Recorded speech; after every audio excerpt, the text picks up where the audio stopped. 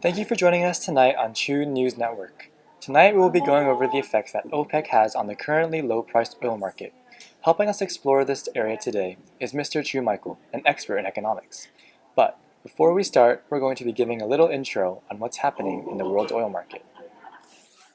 Starting around mid-2014, the prices of crude oil, which have been high around the world since early 2000, suddenly dropped exponentially. This 10-year low of prices has sparked global debate over the causes of this issue and the different approaches over how this issue can be solved. Some economists around the world are arguing that these low oil prices are beneficial for a world that is trying to develop even further. However, the reality is that these substantially low oil prices are bad in the long run. Markets that rely heavily on oil revenues will fall, and once an oversupply of oil has been curtailed, necessary supply growth will be hard to bring back.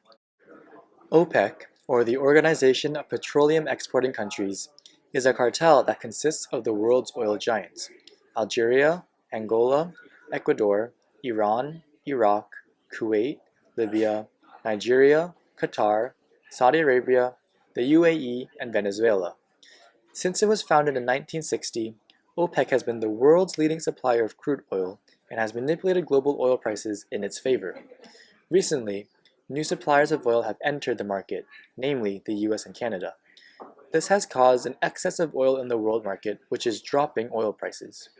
What has caused global confusion, however, is OPEC's decision to increase production of oil despite the world oversupply. Alright, thanks to the guys in the back for that short intro on what's going on in the world's oil market. Now, we're going to be turning things over to Mr. Chu Michael, our economist, who's going to be telling us why OPEC is keeping its production of oil high. Over to you, Chu. Alright, so OPEC has opted to raise its production of oil in order to re-establish market dominance. As a cartel that acts as a monopoly for oil, OPEC strives to be the sole manipulator of oil prices. By keeping oil prices low by keeping supply in excess, OPEC strives to outcompete its competitors by raising their marginal costs. The equilibrium price of oil in the market is low due to an excess of oil. There's an excess of oil due to the fact that oil-producing OPEC firms are keeping production high, which moves the supply curve of oil from S1 to S2. OPEC hopes that by lowering marginal revenue for non-OPEC firms, their marginal costs will go up, forcing them to exit the market. Alright, but Chu, I'm still confused about why other firms will be forced to leave the market. You would think that low oil prices would mean that their costs and everything are better, right? It's more affordable for them to produce whatever they're producing. In this scenario, the industry is the price maker, whereas the non-OPEC firms are the price takers. With the price of oil declining and lower than equilibrium price, non-OPEC firms will eventually be forced to leave the market, re-establishing OPEC's market power. This will happen when the firm's marginal revenue is lower than its average total cost of production. It becomes economically inefficient for the firm to remain in the industry, and OPEC will regain market power and will raise oil prices back to efficient levels. Alright, thanks dude. You're really smart, you know that. That really helped a lot. However, a lot of people are still asking me, how come OPEC won't be forced to leave the market? Won't their marginal costs be higher too? Alright, so OPEC won't be forced to leave the market due to low marginal revenues because its marginal costs are much lower than that of non-OPEC firms. Much of OPEC's oil production capital has already been built. This can be seen in the forms of oil rigs off the coast, pre-existing oil pipelines, pre-existing ships, other pre-existing fixed costs that would lower marginal costs.